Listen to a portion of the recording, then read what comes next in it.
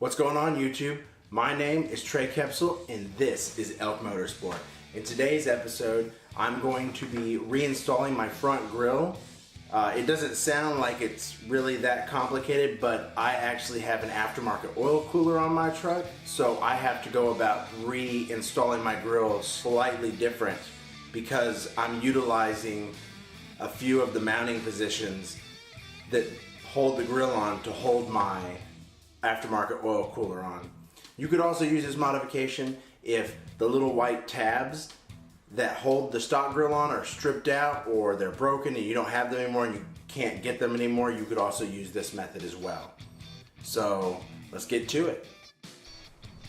Before I get too far into it, I'll show you guys the oil cooler. I'd actually been running into a problem where with the turbo, the motor has been running warmer than I would like it to, especially whenever boost starts to build. So my electric fan actually runs when the AC is on, so I got rid of the condenser fan.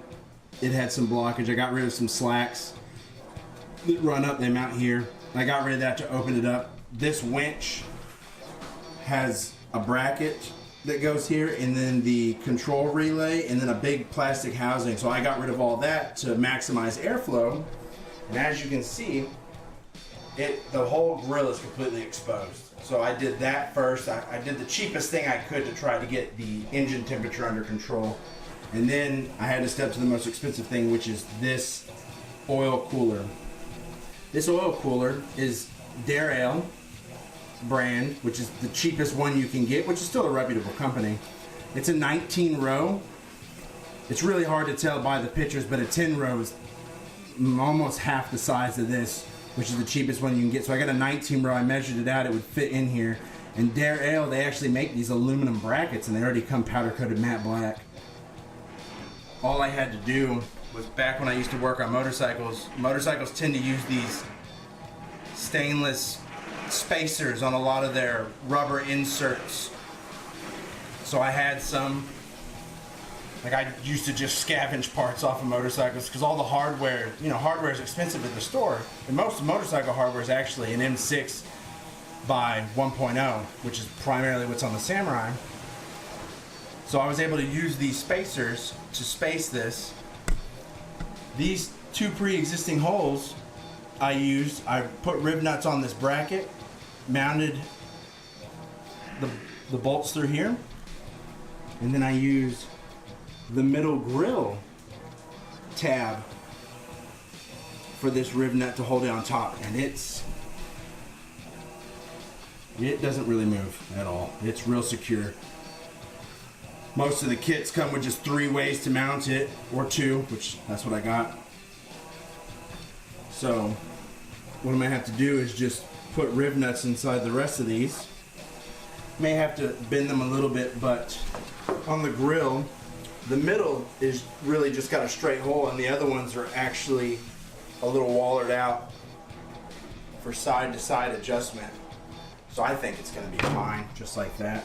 So to do that rear tie-down system, I was using the 1/4x20, and then I replaced it with the M6. These bits come with the actual tool themselves, which is really nice. Northern Tools sells a hand rib nut gun, but it is only standard. So if you're working on an American car or something like that, it's fine, but our Samurai, for the most part, uses M6 1.0. So I have a whole bunch of rib nuts, and I bought a whole bunch of M6 1.0. So I figured that's what I'm going to be using primarily on the Samurai. So I went ahead and just stockpiled. And I've actually already used it for a lot of stuff on the Samurai itself. I'll have to show you guys where I've used it, for what I've used it for. It's a really good tool. It's not really that expensive. Real easy to use. Really handy. especially if you can't get to the back side, which if you mount anything on the firewall, you're gonna have a hard time getting to the back side, especially underneath the dash. The dash in the vent system doesn't sit up against the firewall, so you can actually drill through no problem. But you just can't, you know, get on the other side of the dash unless you pull the dash whenever you do all this. Anything you want to add later on. So I got some of this hardware. I got this hardware off of eBay, but you can also get it off of Amazon. Originally what I had used were these tamper-proof screws that went right into the plastic inserts. These little guys that hold the grill on. So I simply went with it's the same thing. So I wanted to keep the tamper-proof bolts. They're stainless, they're nice, they don't rust. They look pretty nice. The hardware that I have on the doors are button head, Allen keyed stainless steel hardware. So I got these. So I've already checked all the holes inside the grill. They're big enough to house these screws. All I have to do is replace the rest of those little plastic inserts with the rib nuts. So that way now I've got threaded holes. Instead of putting this in and trying to get on the back side of the grill with the condenser for the AC and the radiator to put them on, that would be a real big pain just anytime you gotta take the grill off, which turns out to be like all the time. So let's get to it.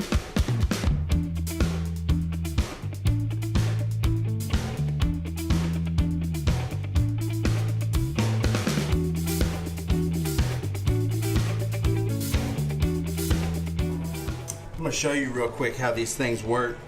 It's actually pretty cool if you watch.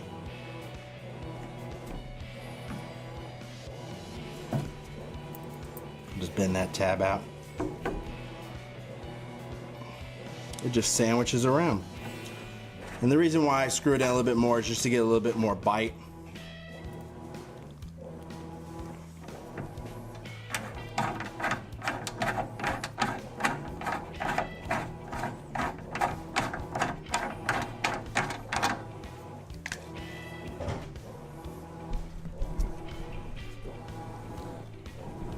And there you have it.